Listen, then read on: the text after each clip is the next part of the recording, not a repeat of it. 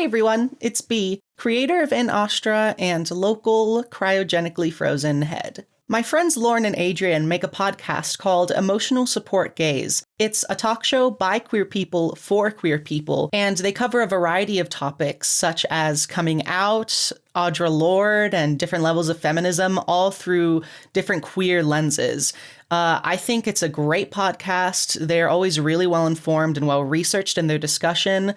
I just think it's really informative and fun to listen to. I was actually lucky enough to be a guest for Emotional Support Gaze in this week's episode, which is about queer baiting and queer representation in the media. It was so fun to record. We had a lot of really good discussion, and I also talk about some behind-the-scenes In Astra stuff. I'm feed dropping the episode here, so I highly recommend you guys go and subscribe to Emotional Support Gaze wherever you find podcasts. And without further ado, here is Emotional Support Gaze Episode 4, Take the Bait.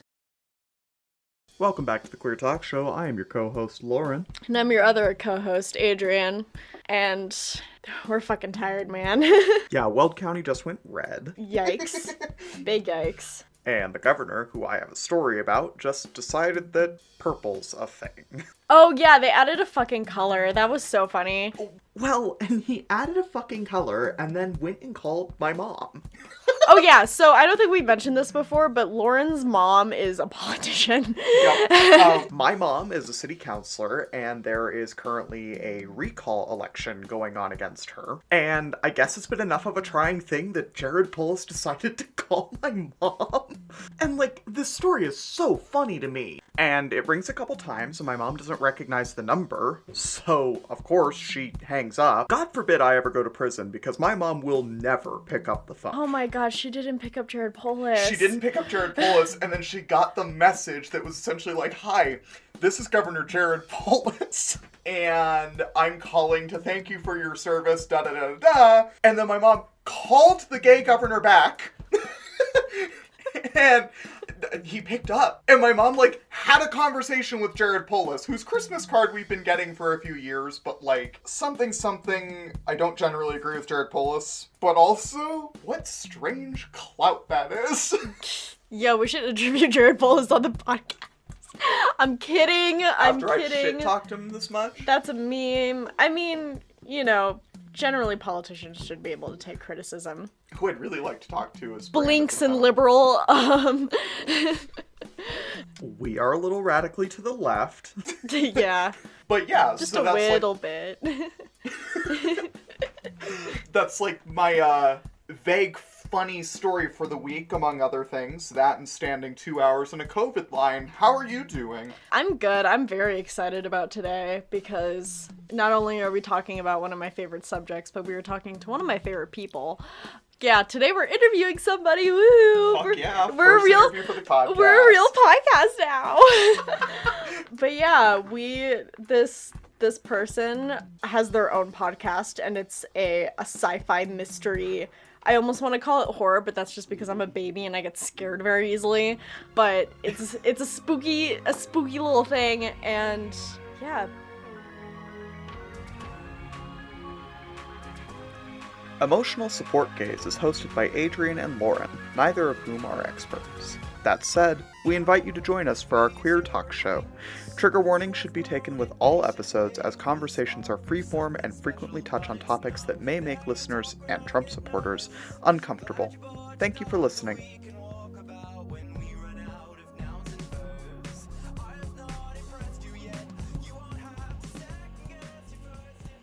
B, do you want to introduce yourself? Hi, thanks for having me on. I'm so excited. I'm happy to be here. I already said that. Yeah, so I'm B. My pronouns are she or they. And yeah, I run In Astra, a sci-fi mystery. Also, I think it's totally fine if you call it a horror. I think I've had a lot of people say, I think it's a horror, and a lot of people say, I don't think it's a horror, which honestly, just the fact that kind of debate exists about my show is just really fucking cool. That's I couldn't have imagined something cooler than that happening. Yeah, so, that's awesome. Yeah. Well, it fits into that Night Vale kind of liminal space type of podcast where it's aggressively queer and kind of horror, but just doesn't quite cross either mark in terms of queer media or horror media.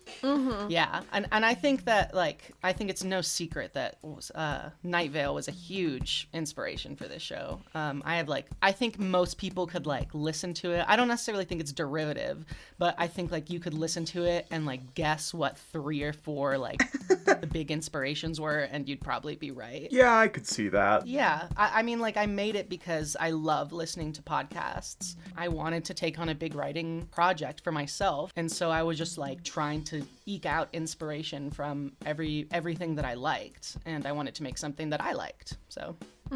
Yeah, well, it's a great podcast. It's fucking stellar. Yeah, if you you. haven't listened to it, people who are listening to this, who currently are mostly like some of our close friends, please go listen to Nostra. It is so fun and dynamic, and it's got representation, which is what we're going to be talking about today. So, you want to bring up those notes for us, Adrian? You seem excited. I'm really excited because today we're talking about queer baiting, which we kind of mentioned in our last episode because we started talking about J.K. Rowling, and that's always a bad time.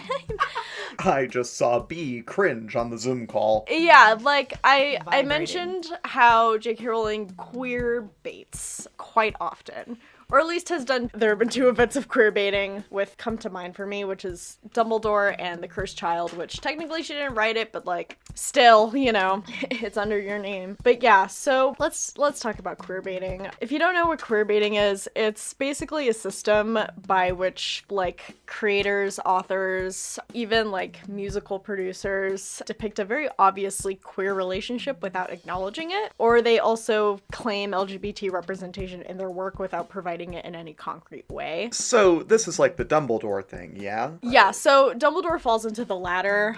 The first one can be, I mean, this is definitely something that's come up recently, but I don't watch Supernatural, but Dean and Castiel, or Destiel as the ship name goes, falls under sort of type 1 of queer baiting, which, you know, it's a very coded queer relationship. Wait, Destiel is canon? Destiel got canon during the election. It was really funny. This? Fuck! Okay, but here's the thing. No, get back here. Sit down. Lauren is Here's the getting up and thing. walking away. I haven't seen the so-called like canonizing scene of it, but I heard that it's not even like that explicit. And that's the thing about queer baiting is that, you know, even if they claim a gay relationship, they don't make it explicit because they can't commit to it. They can't commit to the bit. I haven't watched Supernatural in many years because when I was like in high school, I was like, this sucks actually. If you like Supernatural, it's fine. I'm not judging you. It's fine. You like what you like. I don't like it either. But I don't not a like fan. it. That's just my personal opinion. But and in large part because of the queer baiting, I just like got sick of it and I left. Like, but as soon as I found out, I like looked up the scene. And granted, I did watch it, you know, out of context. I didn't see the whole episode surrounding it, but I saw like the scene leading up to it and then the scene itself. And you're totally right that like it's not explicit. He does say I love you, Dean. Dean doesn't say anything. There's a lot of memes on the internet about how Jensen just looks like the most homophobic person. Just like a lot of gay men on the internet are like, wow, this looks like when I was in middle school and I told my first boy that I liked him and he said that's weird and stopped talking to me. Oh my so God. It's like fucked up. But yeah, he says I love you, but like it's still enough plausible deniability where like, you know, people on the internet, like dudes, and they're just gonna be like, well, like love doesn't have to be romantic. Oh, yeah, it's fuck like that. it's like explicit. I'm putting air quotes, but like there's still enough. It's like very intentional that they left it at least a little bit ambiguous, which is just like, even if it wasn't ambiguous, it would still be really bad because as soon as he admits his gay feelings for Dean, he immediately goes to mega super ultra hell. It's because he admitted that he has gay feelings for Dean that he goes to super mega ultra hell. Oh my God, and literally that literally falls under my next point, which is how creators use queer coding and queer baiting to capitalize on a marginalized audience without running any of the risk that comes with like true representation. And also like bury the gays falls under under that. And these sort of like repercussions that come with being gay is how people got around like the Hays Code and stuff, is that if it was okay to like depict, you know, kind of queer coded characters, as long as there was a punishment for them in the end and you killed off your queer coded characters, or you made them villains because then you weren't like basically promoting a queer lifestyle. And if you killed them, and this is all like in the 50s and 60s and even later on when like the Disney Golden Age and stuff like that and the Disney Renaissance, because like think of Scar and like Hades and stuff like that. Like Ursula was based on Divine, and they made them villains so that they weren't like, they wouldn't get in trouble for basically promoting a queer lifestyle, and those tropes still continue on today. And killing them was another way to sort of get around the Hays Code and those sort of like societal restrictions of depicting queer people in media, is if you made them evil, then you wouldn't get like, in that day, canceled for being gay. You know what I mean? I know it's not funny, but I want to go to Super Mega Ultra Hell. Me too. It sounds Well, awesome. I got good news for you. We're on our way. Somebody called Dante and Virgil. Nah, like Super Mega Ultra Hell. We got Dante, Virgil, maybe Mozart? Was Mozart gay? I can't remember if Mozart was gay. We have all the good villains. I love Hades. Yeah, so if you don't know what the Hays Code is, anyone who's listening, it was basically when film and media like started, you know, becoming the penultimate form of like entertainment and stuff. This sort of rule book was applied in America to like what you could and could not depict in your films. And they were censoring artists. And it was like a lot of stupid things. Like it was anything from like showing a toilet on screen to having an interracial couple. Wait, is this why the beds were never put together in like old movies? Yes. You couldn't show even a straight white couple like sleeping in the same bed together because it was seen as like too vulgar. I remember watching like Faulty Towers, that old John Cleese show, which fuck John Cleese, but they never had the beds pushed together, and you know, it's this ostensibly happily married couple, so it always kind of threw me. Yeah, it was because it wasn't allowed. Garbage. Like it was against the Hays Code. So like gay people were sort of a part of that. You couldn't portray gay people in a positive light, and you almost couldn't portray gay people at all because that wasn't societally accepted. So the way directors kind of got around this, because you know, it's not like gay people just stopped existing, you know, in the arts, is that they would write characters that were queer coded and basically coded as gay, which meant that they had certain mannerisms and they had sort of these seemingly very intense relationships with each other, but they would never acknowledge it by being gay because that wasn't okay at the time, you know. But that was for queer audiences to sort of look at and be like, oh, I can see myself in this. This is the director winking at us, you know, being like, yeah, they're friends, wink, you know. So what you're saying is Sam and Frodo should have fucked. Yeah, I don't remember the name of the musical, but in my film class, we watched like a scene where this very butch woman basically learns how to be feminine, and she lives in a cabin with this other lady, and they had this whole like musical number of like refurbishing the cabin and making it look all pretty, and also this like butch lady, she was just very masculine and like tomboyish, like also becomes super feminine, but they have like a really close relationship, and like at the end of the movie, the main character, she kind of stays masculine. She kind of becomes like Futch essentially. And I want to live in the cabin in the woods with my not a girlfriend. Exactly. And my director was like, so this is queer coding. And I was like, oh shit, this is queer coding. I think like Kirk and Spock is also like a really old example, like from Star Trek, the original series. Like, I know a lot of people like have noticed that they're very close, and at times they like say shit to each other where it's like, okay, just friends. Yeah, I was gonna say Professor X and Magneto. Yes. Oh Reed is my very God. queer to me. I want to say it was like the 40s or the 50s. So the Hays Code died officially in 1968. I love the idea of the Hays Code dying like a celebrity. Like, oh, did you hear about the Hays Code? It died. It died. Sean Connery and the Hays Code both died. Get well soon. Get well soon. Hope you don't catch COVID. So like J.K. Rowling did this with Dumbledore, where she like after writing the book, she was like, oh, by the way, Dumbledore is gay, but I'm not gonna show that anyway. I'm just gonna say it so I can capitalize on the LGBT community. Because after the Hays Code died, it was the 70s, and then it was the 80s, and you know, we started having all these civil rights movement and like women's liberation and, you know, the AIDS protests and stuff like that. And, you know, media and entertainment finally viewed queer people and as marketable consumers. So they basically started weaponizing queer coding against us. And in order to keep us as, you know, viewers and a demographic on their content, they would queer code characters, but they also didn't want to lose all their homophobic viewers, so they would never make it actually gay, which is, you know, fake allyship, essentially. Oh, we love rainbow capitalism. Rainbow capitalism. Daddy Reagan. One of, like, the biggest things I can think of right now is fucking Voltron. I don't know if anybody here's seen Voltron, but it's a very old TV show, but they recently recreated it, like Netflix did a redux of it, and it was really good. Like, I loved the first couple seasons, but also a lot of characters were heavily queer-coded. There are also characters that were, like, confirmed trans, and we will get to talking about trans people in media, but I want to focus more on queer relationships just because there's a whole goddamn documentary out on Netflix called Disclosure that's about trans people in media, and if you haven't seen it, you should watch it. It made me cry. So good. And I feel like anything that I could say on trans people in media has already been said there, at least regarding to America. I do want to talk about anime and video games at one point, but yeah, basically Voltron has a lot of queer-coded characters, and then they buried a gay because I remember, I think it was promotion for season 7. Oh, wait, they killed a gay to promote a season? No, listen, let me finish.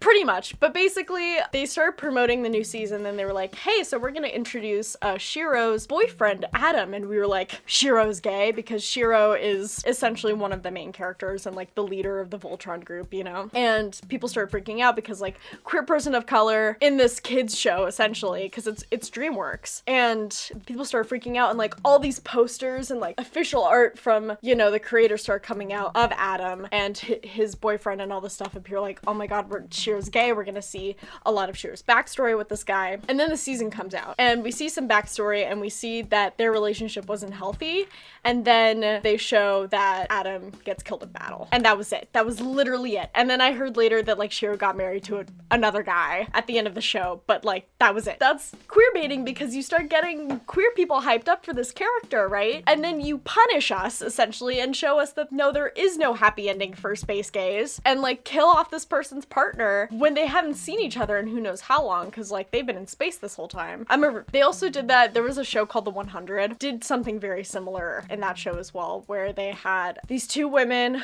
and people were shipping them, like, the whole show, and then this episode comes out, they get together and they're shown to have slept together. The next morning, Lexa gets shot in the stomach and dies. So we're all queer content creators here.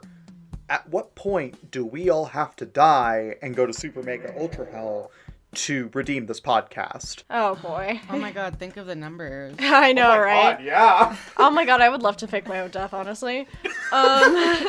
We'll all fake our own deaths. Yeah. Run away to a cottage in the woods with our not girlfriends. Hey, I'm here for that. My partner's gonna go feral if I bring him anywhere near the woods. Are you kidding me? We make jokes about the fact that he just wants to go feral and, like, live amongst bears and shit. Adrian, I think that it's, like, this is such a good example of the fact that, like, this stuff still continues today. And, like you said, the Hays Code ended in 1968, which was over 50 years ago. Mm-hmm. And it's just a perfect example of how just because discriminatory practices can, like, legally be outlawed, that doesn't mean they go away, because that was 50 years ago and this stuff still continues. Like, obviously we made progress since then, but, like, not enough. Not clearly. not enough progress. I honestly, I can't think of too many, like, shows that, like, haven't, like, either buried the gays or, like, queer baited.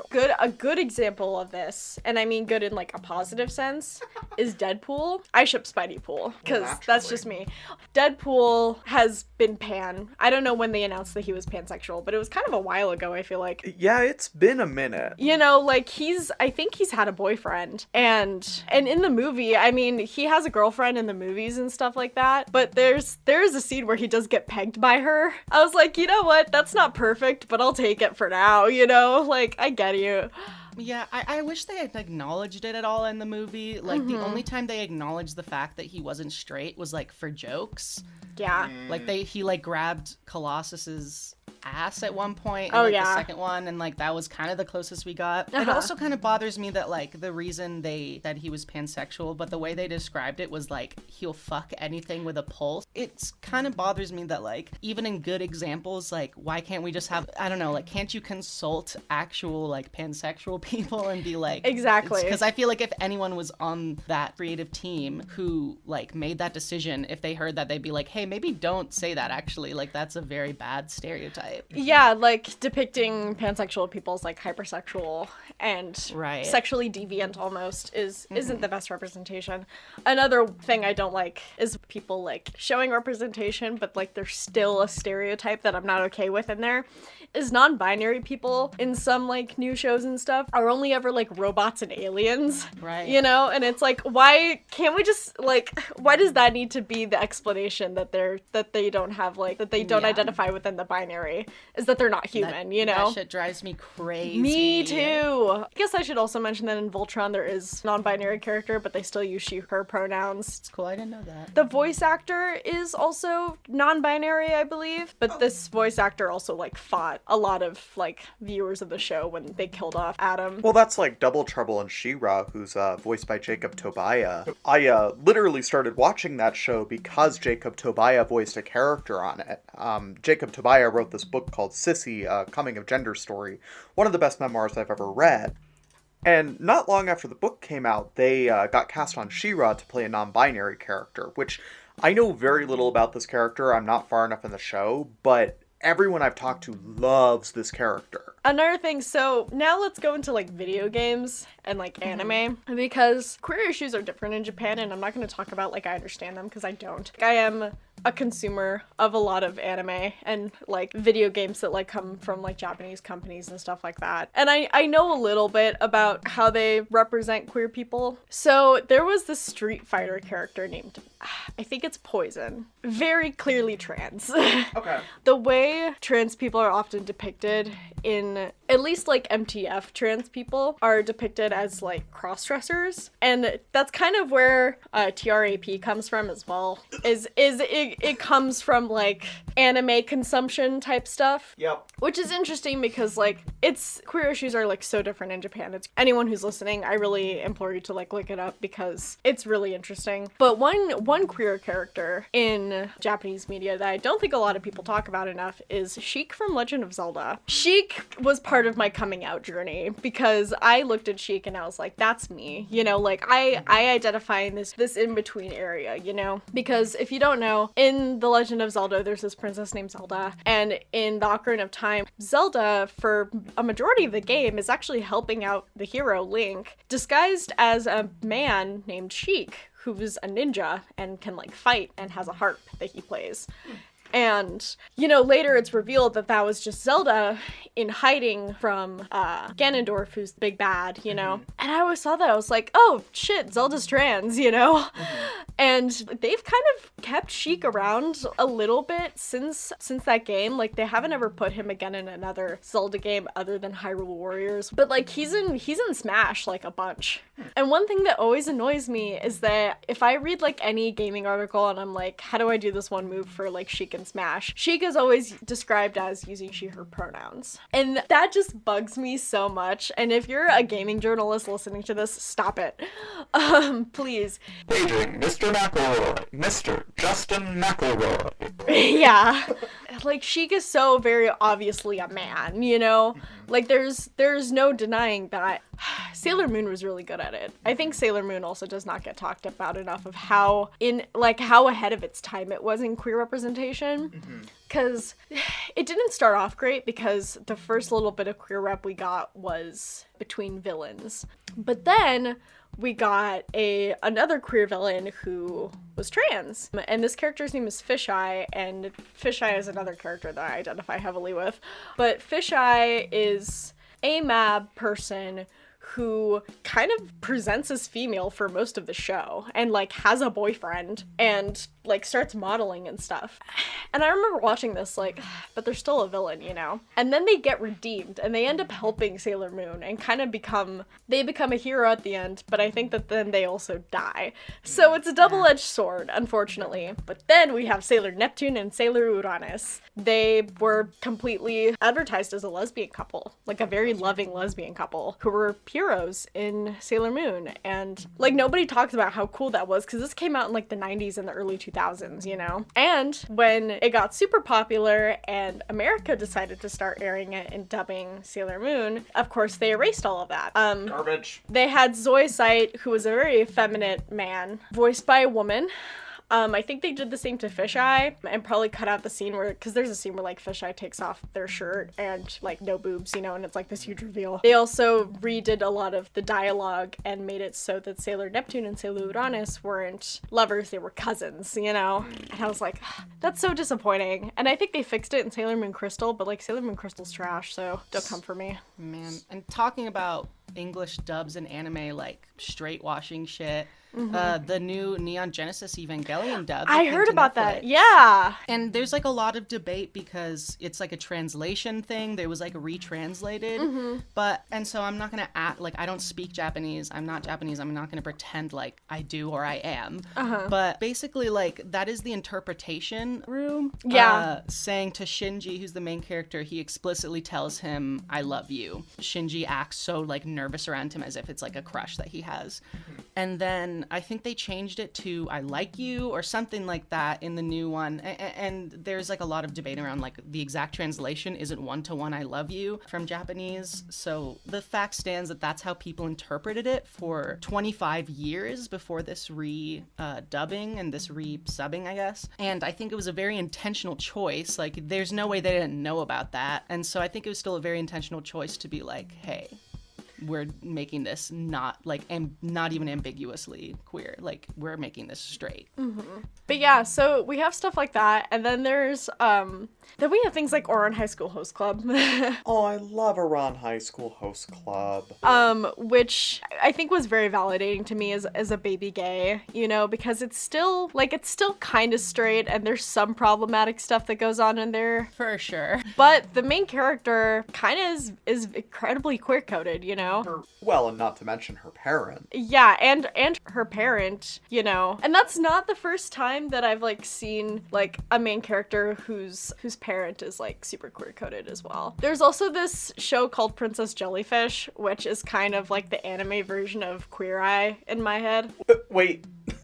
Princess Jellyfish is really cute and wholesome. It's basically about this like young nerdy girl who lives with a bunch of other women who are like nerdy about very like specific things, and her like thing that she's really nerdy about is jellyfish. Anime Queer. Yeah, so she meets a drag queen It's all who over like when you meet a drag queen. who like gives her a makeover and like shows her how to be more confident in herself, and it's very wholesome. But then Oh no. then Yuri on Ice came out, and I lost my goddamn mind. So there was a trope for a while in specifically sports anime that there was a lot of queer baiting and like queer coding. I don't necessarily want to like accuse like Japanese writers and directors of queer baiting because I'm not really sure if, like what the intent is over there. It's a different culture. But there's a lot of queer coding for sure. And it kind of became a joke to me, you know, like, or like kind of a trope where I was like, ah, yes, another, you know, homoerotic sports anime is out. And this one... How many homoerotic sports animes are there? Oh god, I don't think I can count them, but like Free, Fair Prince enough. of Haikyuu, Free, Prince of Tennis, the basketball one. But then another one came out about ice skating, and I was like, oh, this looks cool. I personally love ice skating. I used to be an ice skater, and fun fact about I didn't me. know that about you. Yeah, I used to do ice skating. I like did shows and stuff, and I competed a little bit. We're just coming out with a bunch of fun facts about Adrian today.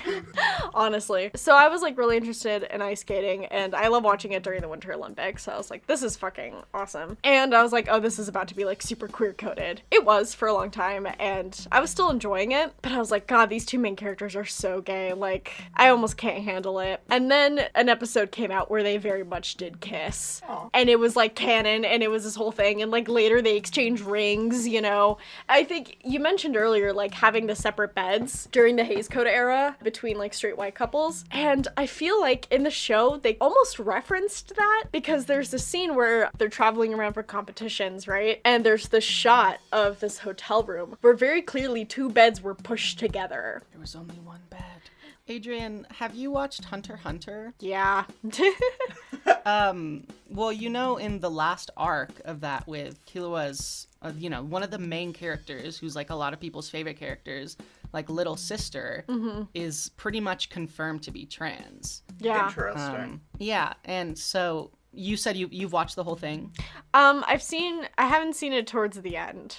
But I watched Yeah. a little bit of it in middle school. I guess spoilers for some of it. And I remember in the beginning of the show, in the first arc, there's one mini plot point that is about cross-dressing that is definitely problematic. So I'm not saying this show gives off the hook. But in the last arc of the season, which is the show, which is I guess maybe 13 episodes, something like that, the Killua's, one of the main character's younger sister, is introduced, and she's this really powerful. It's crazy, but she is, they never explicitly say you are trans, but it's kind of going back to the Destiel scene where he explicitly says I love you, but there's still enough plausible deniability that you could still debate it, whether it's gay or not. This one I feel is kind of the flip side of that, where it's they don't explicitly say that she's trans, but I feel there's no plausible deniability that she's not, because she is his sister, very feminine, very there's no question about it. He refers to her as his little sister,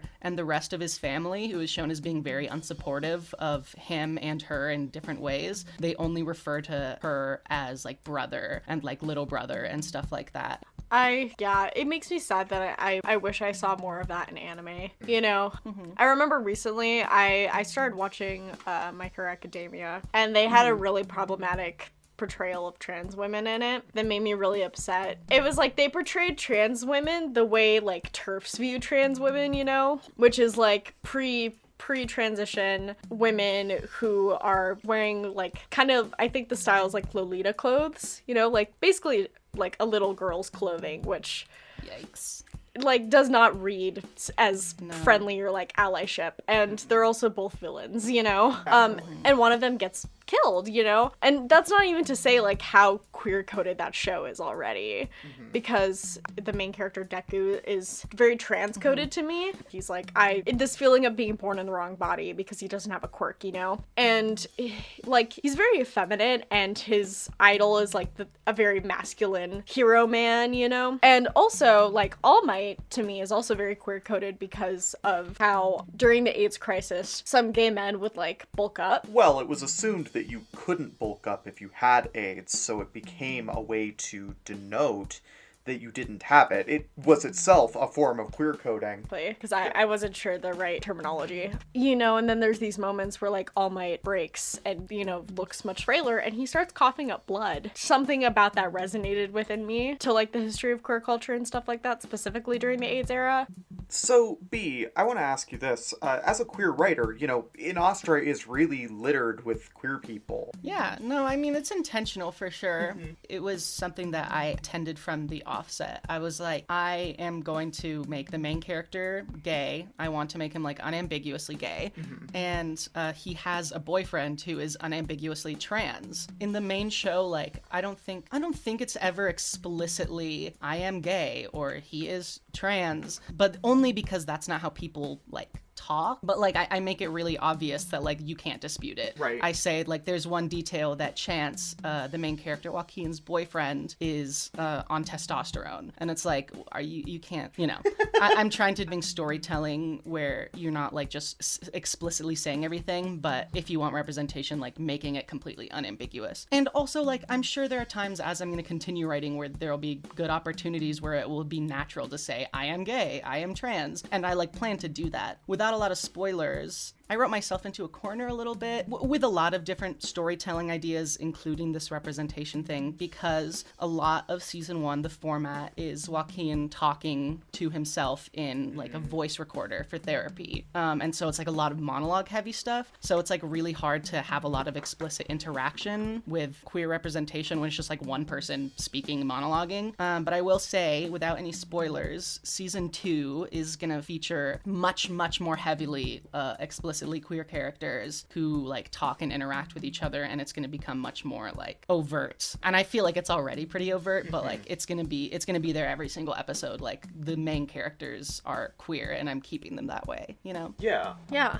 I'm curious about your writing process. Other than like small verbal sort of cues on like this character is queer, you know? What other ways did you find that you sort of, I guess, coded Joaquin? I mean, I think that the whole story for him is that like he doesn't fit in, and he is used to not fitting in, and so he's grown very like he's such an edgy like teen Yeah. in a lot of ways, and he's like used to not fitting in and like having trust issues because he doesn't have a great family relationship, especially when it comes to his gayness. And I think that is like pretty heavily implied in the show. And I think that it's also really important. This is kind of getting away from the question. It was important to Joaquin's character to include that. I think that I have other queer characters who are coming who like have a lot of support from their family. And so I like just want to clarify that too, that like I obviously, just because you're queer doesn't mean you have to have a bad relationship with your family, because that's a stereotype. But I think that Joaquin, he's like used to not fitting in. He has a lot of problems like trusting people, and I think he's like very empathetic. And this is all like a bit reductive, but like, you know, I think that he cares a lot, especially about his roommate. And Adrian, I know you have I did. you have some shipping theories about Joaquin and his roommate. Listen, it did, because I don't know, I guess, yeah, that just quoted really queer to me, because, like, I knew that Joaquin had a boyfriend, but at the same time, you know, this sudden interest, you know, and the extreme amount of caring that Joaquin showed for Aiden, to me, read very queer, because, you know, they, I mean, as far as my understanding goes, they didn't really know each other that well, you know? No, not at all. They knew each other for like a day. And all of a sudden Joaquin, you know, I guess this also just reads into him being like a very compassionate person who like always wants to help, you know, but at the same time I read it as very like, I'm coming to save you, you know, like very very knight and, you know, damsel in distress type situation. It's very damsel in distress. Yeah. Cute. So it read very queer to me. Well, I love that Yeah. interpretation. I really do. Yeah, I've been making jokes of that. I'm gonna write fan fiction about the two of them, and honestly, I Honestly, I'll be your first reader. bet I need to get back on archive.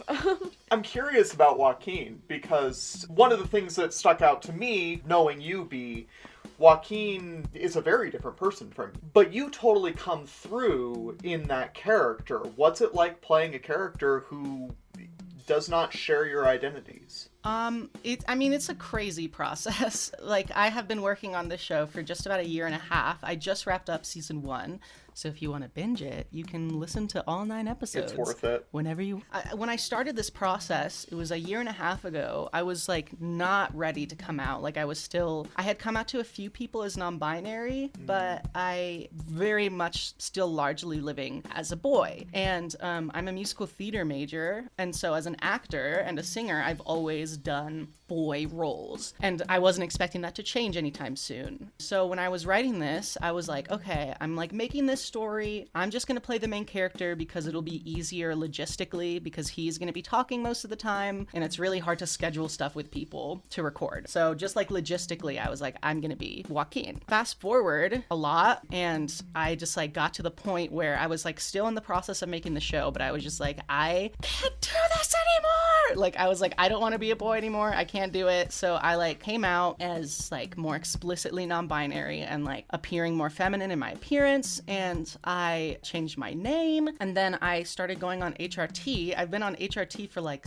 over 7 months now. Congratulations. Thank you. And I even like changed my pronouns again like a couple weeks ago, being more explicitly like I changed it from they, them to she and they, because I was like, hey, like I'm not like just totally ambiguous, nothing there, like I am ambiguous, but also like I'm kind of a girl. And so it got to the point where I was like, I had already recorded half the season and I was not a boy, and I was like, I'm going through my life trying to have people not not see me as a boy. And so I was like, I really was kind of at a crossroads where I was like, do I just have to re-record and redo half of this season and just like not do this character anymore, or do I just go through with it? And I ultimately decided, it was really hard, and it still is sometimes, but I ultimately decided that this character is really important to me and I didn't want to give him up. So I continued playing Joaquin, and it has been hard releasing like, you know, like every week being like, go listen to the show, and a new episode would come out, like knowing that I was telling people to listen to something where I was presenting as a boy. That was really hard, and it still is, but I think that it's worth it. And I'm kind of at the point in my acting career, I guess, I'm basically saying like, I'm not going to play boy roles anymore. Like, I'm not doing it. I don't want to. I'm not doing it. Congratulations. Thank you. And so Joaquin is kind of like the last one of those that I'm ever gonna do. And it feels kind of special that like I'm ending this era of my life on something that's like really special and important to me. Yeah. So that has helped me a little bit. But in short, it's nuts.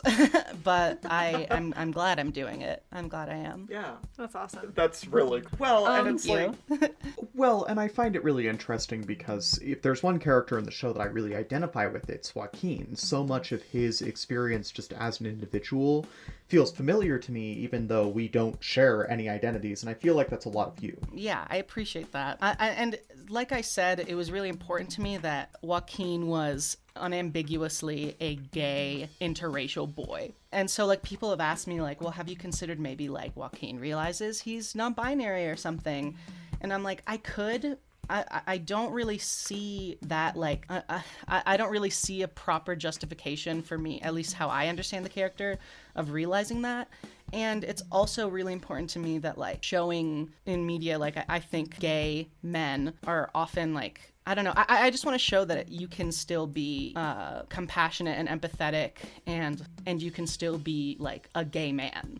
Yeah. And there doesn't necessarily have to be ambiguity about that, which isn't to say that non-binary rep isn't important. It is, obviously. But I like, it was from the get-go, I was like, it's really important to me that he's an interracial gay teenage boy. And I didn't want that to change just because I changed so much. Are you comfortable talking about like your villain, Dr. Rhoda Crowder? Yeah, as long as we don't get too much into story detail. Totally. But what do you have to say? What are you asking? Well, I remember when you and I talked a while ago, you had mentioned that she has a wife. Yeah, she has an ex-wife. Yeah. And there's some like secret bonus content that I have like released with every episode. If you go to this like website, there's just like really quick little like dialogues that give some like context and backstory that can like, they're not necessary to read, but like they can help you like kind of solve some of the mysteries before the finale. And not that all the mysteries have been solved by the season 1 finale, but yeah, so I like have left a lot of clues on like, hey, go find this stuff. A lot of them feature dialogues with her and her wife at the time. And, you know, without too many spoilers, like, since then, they have gotten a divorce. But yeah, she had a wife and a daughter. And I was worried about doing this because I didn't want to have, like, the gay villain and, like, she wasn't even able to, like, stay in a queer relationship or anything. But I have a lot of queer characters in it, so I feel like if I want the villain to also be queer, like, it's not, I don't think it's, I mean, maybe I'm wrong, but I feel like it's an okay thing because I already have so much other queer rep in here. And I just thought, like, it served her character a little bit. Add some complexity. But what do you guys think? Honestly, I'm all here for it, and I think it's that same reasoning of, in this situation, having the queer villain is not the problem. You know, you have so much queer rep in the show. You know, I can't go to your podcast and say, oh, the gay person, and implicitly mean Dr. Crowder. You know, do I mean Joaquin? Do I mean Dr. Crowder? Do I mean any number of other queer-coded characters or actively queer characters? It doesn't feel like the only thing ascribed to queerness is villainy in this situation. Mm-hmm. Yeah, and I also think that context and perspective matters because this is a piece of media written by a queer person, you know? So I think in that sense, then it's validated because it's not like you're a straight cis white person writing an evil gay person, because then that would be problematic, you know? Because that's villainizing because of the perspective, you know? Totally. Well, what makes makes her the villain isn't her queerness. That too. Like, it's not like fucking him from the Powerpuff Girls, you know? Like, Yeah. where That it's was like, a flashback. yeah, where it's like everything about his queerness is what made him evil, you know? Or I think, I don't know, a part of me thinks that also that could be applied to Hades from Hercules, the Disney movie, just because Totally. if his entire character was pure sass and Yeah, it was being like the gay best flamboyant friends. Yeah, it was evil. yeah, flamboyant people, which is a way that gays code each other, which is like also we do that to each other. Lauren and I were talking about this the other day, where queer coding is prevalent in real life and between queer people, you know, Well, because it's a code we use to talk to one another. without actually talking to one another, you know. And it started back when, you know, you couldn't say I'm gay loud and proudly, you know, or bad things would happen to you, you know. So we had the hanky code, we had the which ear was it? The right ear. The right ear piercing. The one my dad doesn't have pierced. Nice. But yeah, like I think in a way we sort of subconsciously like code ourselves so that other queers like sort of identify us as well. It's cuffing your jeans. It's cuffing your jeans. It's dyeing your hair blue and getting a septum piercing. It's, Oh, I don't know anyone like that. hi, I have blue hair and a septum piercing. I also think that tattoos are super queer in my yeah. certain tattoos. I think there's so much stuff like this where you're like, this reads as gay, this reads as gay. Not you specifically, but all of us. Yeah. And like, there's a lot of straight people who are like, you're just reading so much into things, like, what are you doing, blah, blah, blah. But like, the thing is that's just not true because of the Hays Code and because of, in real life, not wanting to be, you know, hate crimed. We have had to have like little subtle cues and codes to like be like, hey, we're on the same level, like we are both queer. It's a secret language that you don't understand. Yeah. It really is. They totally can be, or like undercuts, you know, like people with long hair like shaving the back of their head. I think certain like types of makeup styles as well. I had the flat cap. That's so funny. Yeah, I Oh know. my I can't gosh, see I flat see caps that for without you. thinking about that one show, Big Fish. Yeah, I think there's just like there's just so much in this like secret language. It's such a good way to put it. Queer baiting is sometimes just feels so like a deep cut of hurt because it's like people sometimes like showrunners seem to recognize this language or they like start putting stuff in there, but because most people don't know of this secret language, they can just like make fun of us when we're like, wow, this is so gay, like are you gonna make it like canonically gay? And they're like, oh, you're just reading into things so much. Like they really are just like trying to literally bait us to give them money basically and recognition without risking anything by showing queer people. Well, that's queer baiting. Yeah. What is your gender of the day, B? My gender of the day is falling off of a cliff, but you don't feel scared and you're not going super fast. It's like in between a float and a fall. And then you land perfectly in a field of lilies, and it's very relaxing, and you take a little nap. I want to be B's gender of the day. That was so eloquent. Oh my goodness. Thank Poetic. you. Uh-huh. Thanks. What's your gender of the day, Adrian? Well, and now I want to go with that like type of theme. I think mine is running off of a cliff, and then instead of falling, I float away into the clouds. Beautiful. My gender of the day is a red chiffon skirt as I float off the cliff and the air that goes underneath it and the folds of that fabric. Lauren's a costume designer. A little bit. Technically a lighting design. Yes, both. The duality of women. Thank you so much for coming, B. Thank you for having me. This was so fun. Yay! I love doing this. That makes me so happy. And where can people find your podcast? Oh, anywhere you can find podcasts. I should have said this earlier because it's a weird name. It's In Astra, spelled I-N space A-S-T-R-A. It means in the stars in Latin. Ooh. And you can find it on Apple Podcasts, everywhere. I spent like a whole afternoon just like putting it on every website possible. So yeah, please check it out. I hope you like it. And Well, find an Astra anywhere where you are currently listening to Emotional Support Gaze, and we'll catch you in a bit.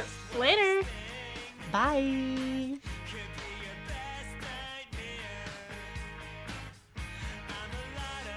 Emotional Support Gaze is produced, hosted, and directed by Lauren and Adrian. Editing is done by Lauren Scully, and the artwork is courtesy of Adrian Snyder. The title music for ESG this week was Not Your Call by Brendan McLean, and the closing music was Cis Girls by Dyke Drama. ESG does not own the rights to any of the music utilized throughout the podcast, and thanks to the artists kindly for not suing us. This week's interview was B. Della Piani, writer of Inastra. Stick around for their trailer, and hey, you should check it out while you're at it. You have questions for us? Disagree with something we said? Want to go to space for our next episode? Catch up with us and leave a review wherever you get podcasts, and keep tweeting at #ESGpod or follow us on TikTok. It really does help. And as always, be gay, do crime.